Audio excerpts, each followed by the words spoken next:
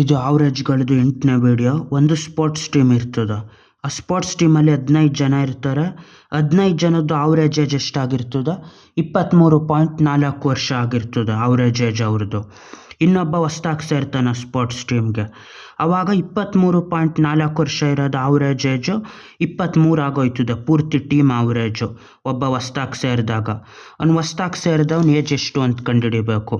ಅವನ ಏಜ್ನ ಎಕ್ಸ್ ಅಂತ ತಗೋಬೇಕು. ಅದು ಇವಾಗ ಇವ್ರದ್ದು 15 ಜನದ ಆವ್ರೇಜ್ ಏಜ್ 23.4 ಅಂದರೆ ಅವ್ರದ್ದು ಟೋಟಲ್ ಏಜ್ ಎಷ್ಟು ಅಂತ ಕಂಡುಹಿಡಿಬೇಕು.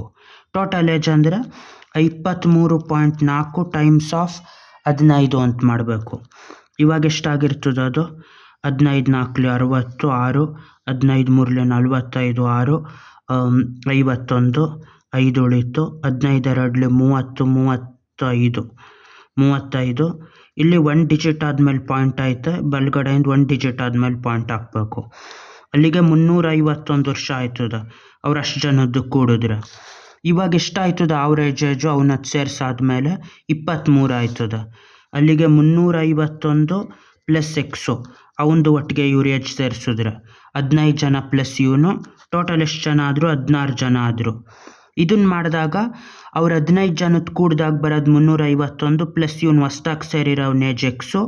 ಟೋಟಲ್ 16 ಜನದ ಏಜ್ ಎಷ್ಟು? 351 plus x divided by total ಎಷ್ಟು ಜನ? 15 ಪ್ಲಸ್ ಅವನೊಂದು ಸೇರಿ 16 ಜನ ಆದರು. 351 ಪ್ಲಸ್ ಎಕ್ಸ್ ಅನ್ನೋದು ಟೋಟಲ್ ಏಜ್ 16 ಜನದ್ದು ಡಿವೈಡೆಡ್ ಬೈ ಟೋಟಲ್ 16 ಜನ. ಇವಾಗ ಆವ್ರೇಜ್ ಬರ್ತದೆ 16 ಜನದ್ದು. ಎಷ್ಟು ಆವ್ರೇಜ್ ಏಜು? 23. ಇವಾಗ ಈ 16 ಕಡೆ ಹೋದ್ರೆ ಎಷ್ಟಾಯ್ತದ? ಮೇಲೆ ಬಂದಿರ್ತದೆ ಇದು 16 ಅಂತ. ಇವಾಗ ಇದು 351 ಪ್ಲಸ್ ಎಕ್ಸ್ ಈಕ್ವಲ್ ಟು 23 ಹತ್ತಲಿ 130, 23 5ಲಿ 115, 23 6ಲಿ 138. 138 ಪ್ಲಸ್ 230 ಅಂದರೆ 268, 368 ಆಯ್ತದೆ. 368. ಈ 351 ಕಡೆ ಹೋದರೆ ಮೈನಸ್ 351 ಆಯ್ತದೆ. ಎಕ್ಸ್ ಈಕ್ವಲ್ ಟು ಎಷ್ಟಾಯಿತು? ಇವಾಗ 368 ಮೈನಸ್ 51 17 ವರ್ಷ. ಇನ್ನು ಹೊಸ್ದಾಗಿ ಸೇರಿದವನ ಏಜ್ ಎಷ್ಟು ಅಂದರೆ 17 ವರ್ಷ.